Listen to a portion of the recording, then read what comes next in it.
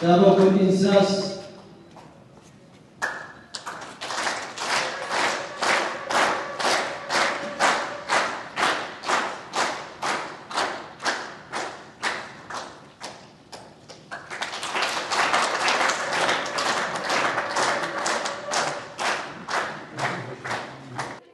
Waan nama dhibu seenaa obbo Dhiinsaa Leephisaa Abbaa Joobir namoonni hedduu quqqamaa turanii Waaqayyo guyyaa har'aa nu eebbisee guyyaa sagantaan kun akkanatti miidhagee keessaayyuu seenaan isaanii kanaan dura sadarkaa yuunivarsiitii bichaatti yookaan namoonni gugurdaan beekan saba Oromoo bira akka gahu akkanatti carraan isaaniif uumamuusaa an akka maatii tokkotti baay'ee gammachuu guddaatu natti dhaga'ame. Mee isaaniin akkamitti yaadattu hawaasni bal'aan akka beekuuf yoo xiqqoo isin beeksistan haala jiruuf jireenya isaanii? Baay'ee kan nama dhibu obbo Dhiinsaa Leephisaa Abbaa Joobir sadarkaa barnoota isaanii yeroo kutaa 10 baratan irraa kaaseetu waa'ee Oromoo kana bakka walakkaasaa illee akka nama tokkotti waan beeku baadhee irratti xiyyeeffatanii baadiyyaa keessa deemanii dhimmamanii sadarkaa yuunivarsiitii kaasee amma Booranaatti waa guddaadha kan isaan qopheessanii turanii kitaabni isaanii kana qofaa miti kan ittaanee ba'u jira. Akka nama tokkotti baay'ee kan nama dhufu ijoolleen isaanii hundi isaanii Finfinnee keessatti dhalatanii guddatanii hundi isaanii afaan Oromoffaa barsan akka dubbatan bira darbee maatiin kun akka nama tokkotti akka sabboonan maqaan isaanii illee yoo tartiibaan si waame Marartuu, Insarmuu, Yaaddeessaa, Daa'ilee, Kuulanii, Joorgoo bifa kanaatiin Raajii, Jifaar jedhanii mana barumsaa keessatti illee ijoolleen tokko gaa jabana durii sanan beektaa keessaa warri alagaa akka nama xiqqeessuu wayii barbaadu garuu isaan sadarkaa keejii kaasee ijoolleen isaanii ani Oromoodha ani abbaa biyyaati miira akkasii keessa akka galanii of ibsan isaan bu'uura kaa'aniiru. Kana biratti immoo waa'ee Oromoo irratti tasuma akka nama tokko guyyaa tokko duubatti hin jedhanii jecha isaan jedhan tokko kan hin dhaga'e atamma nama tokko dubbistu akka nama fakkeessuu gadi jettee yoo jettellee Oromoon hin sagadu jedhan. Nama kabaja malee Oromoon namaaf hin sagadu.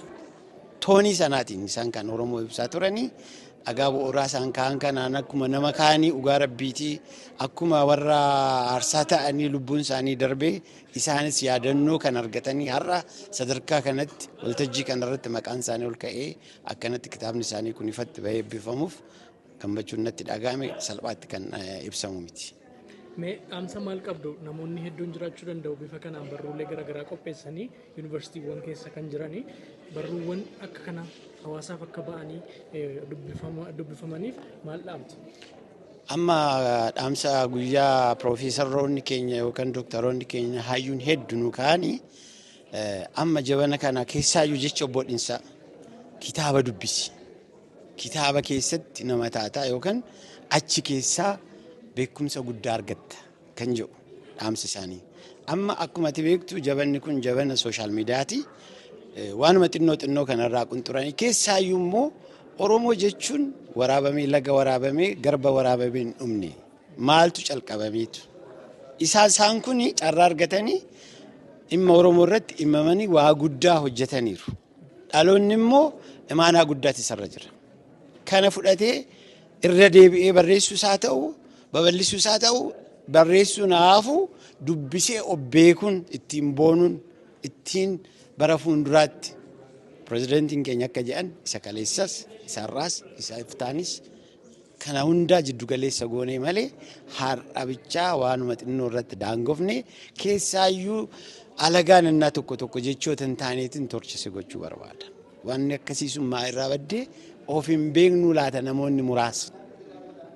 Carraa arganne immoo ittiin fayyadamne laata kan akka obbo Dhiinsaa Leephisaa kun kaleessa bara sirna Haayila Sillaasee keessatti sadarkaa kanatti riisarchii ammanaa kitaaba ammanaa barreessuun isaanii har'a dhaloonni kun maaltu sirraa eegama. Kanaaf yoo dandeenye haa dubbisnu yoo dandeenye dabarsinee seenaa kana nama biraattis bara fuulduraattis katabnee namaaf dhalootaaf dabarsuun dirqama dhaloota ammaati kan jedhuun dhaamsa qaba. Galatooma. Isinis galatooma. Daa'ilee Dhiinsaa Leephisaa Abbaa Joobir kan abbaa isaallee ijoollee taaneet abbaan koo amma afur waamna. Jechuun dubba'u isa Insaa, Deebbisaa, Waaree, Badhaanee, Horsiis, Sinqoo, Jijjigoo, Erar, Kuraa, Alii, Buldoo, Kuttaayee, Liban, Maccaa, Raayyaa, Bunayyaa, Awaarsoo, Caffee, San'aaluu, Jiddaa, Booran, Saphiraa, Umuu, Adam. Kana ijoollummaatti nu barsiisee hundumtu beeka. Kan biraa immoo kan dubba'u maqaa lama qabna. Amman ishii obboleettiin koo hangafni Marartuu ha'a Caffee. Innaa alattu algaa ishii keessatti Caffeen argameet ha'a Caffee. Hin sarmuun immoo gaafa Oromoon gaafa Mangistuu Hayilamaariyaam ture kan dhalate Abbaa Dulaa. Kulaniin immoo ha'a Firaa. Aani immoo Arfaffaa Mucaa ha'a Jiru. Yaaddessaan Abbaa Daakaa. Joorgoon ishiin nufnee biyya alaa jirti ha'a Milkii. Jifaar Abbaa Biyyaa. Raajiin Raajuma akkas jedheet baasa. Gaaf sana nama akkamii turan? baay'ee nama kan jaalatu, kan rakkatee, kan gargaaru. Ani abbaa koo waan ta'e miti dhugaa akkasa ani ilaaleen beeku baay'ee namaaf gaddaa nama gargaara. Kan biraa immoo kitaaba irratti dubbistu ijoollee ta'eet tokkee ba'ee baay'ee kan isaa dubba'ee hin fixu. Tole magaalaa Finfinneetti dhalattanii waan intala isaanii taataniif afaan Oromoo bifa kanaan dubbachuu kan isaan taasise isaanuma jechuudha. Haati koos ishee mana keessatti afaan Oromoo dubbanna. Dhaloota dhufu Gaaf sana barumsaallee durattis dubba'eera. Barumsa keessa naannaa arrabsanii lolli jira barumsa keessatti amma Waaqayyoon jedheet bilisa baanee baay'ee Oromummaa keenya akka jaalannu nu guddise. Warra Finfinnee taaneet afaan keenya afaan Oromootti hiikne.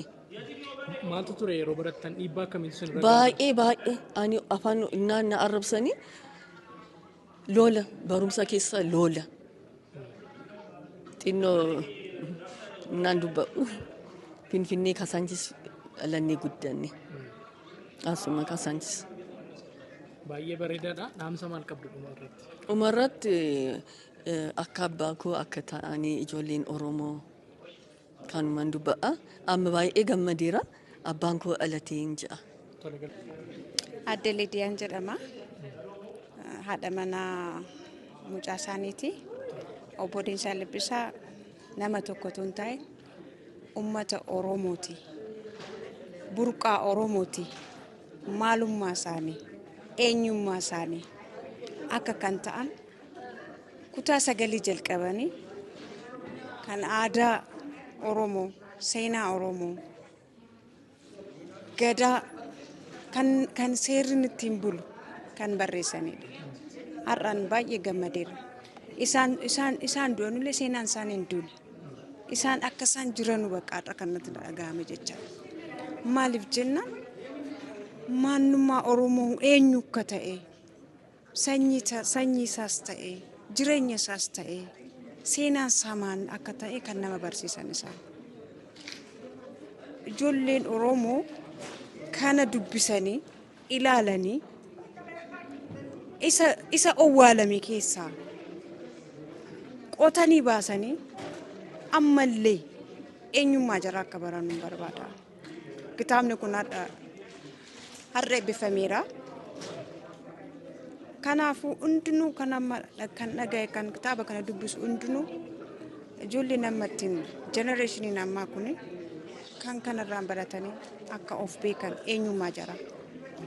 Oromummaa maal akka ta'e kitaaba kanarraa akka beekan nan barbaada. Toleme akka maatiitti maaltu isinitti dhagahame har'a sababa kitaaba isaanii walitti qabamtanii asitti argamtanii jirtu akka maatiitti gammachuun jiru maal fakkaata? Baay'ee gammadne. Himuuyyuu hin dandeenye. Obbo Diinsaa Libbisaan akka isaan kaanittiin har'a bakka akka isaan jiran jedheetuma yaade bakka jirani bakka akka isaan jiranitti yaade. Kana qofaa miti kun riisarchiidha kun kitaaba barreessanii kaa'aniiru ammayyuu itti hin fufama kun. Kan eebbifamu gizee dhiyoo amma gizee dhiyootti hin eebbifama kan biraan isaan barreessan. Eenyummaa Oromoo eenyu akka ta'e kan barreessanii lafa kaa'anii jira innis hin eebbifama. Kanaafuu baay'ee gammadneerra akka maatiitti baay'ee nu qofaa miti bara. Sanyiin Oromoo eenyu Oromoo kan ta'e gammachuu gaarii akka gammadu nan beeka. Diinsaa Liphisaa namni beeka. Oromoo ta'e namni hin beekne hin jiru.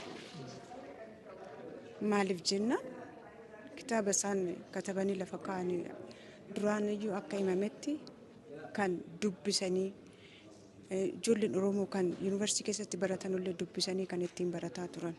Kanaafuu obbo Diinsaa Liphisaan hin duune jiranii ammas uummanni Oromoo kanarraa ka'ee ijoolleen amma kan jiranillee baratanii amma ijoolleen keenyayyuu kan keenyayyuu baratanii dubbisanii kan kanarraa akka bal'isanu barbaada kana dabarsuun barbaada. ገለቶማ ስሜ አዲስ እባላለሁ። የአቶ ዲንሳ አምስተኛ ልጅ ነኝ። በዛሬው ዕለት የእሳቸው ጥናት በመጽሐፍ ተመርቀዋልና ምን ተሰማዎት? እንግዲህ በጣም ከልብ የሆነ ደስታ ነው የተሰማን። ምክንያቱም ይህ መጽሐፍ እንዲታተም በጣም ከልጅነት ጀምሮ ጥረት ሳደርግ ነበር። ነገር ግን እሱ በጣም አዋቂ ስለሆነ በጣም ጥሩ ኳሊቲ ሆኖ እንዲወጣ ብሎ ኤዲተሮች ሲያሳይ ነበር የቆዩ። በመሃል አመለጠብን። በዚህ በጣም አዝን ነበር። ዛሬ ድጋሚ መወደድ ያክል ነው የተሰማኝና ደስታዬን ልገልጽ አልችልም። እስቲ እሳቸው ምን አይነት ሰው ነበሩ? በዛን ሰዓት ይሄንን የሚያክል ጥናት አድርጎ ለህትመት ያደረሱ ሰው ናቸው። የዛሬው ትውልድ ከሳቸው ምን መማር አለበት ብለህ ታስባለህ? እንግዲህ አቶ ዲንሳ ከልጅነት ጀምሮ ሲነግረኝ ጥናት የጀመረው 10ኛ ክፍል ያለ ነው ተማሪ ያለ እና በጣም በዚህ ጥናት እስራት አይቷል።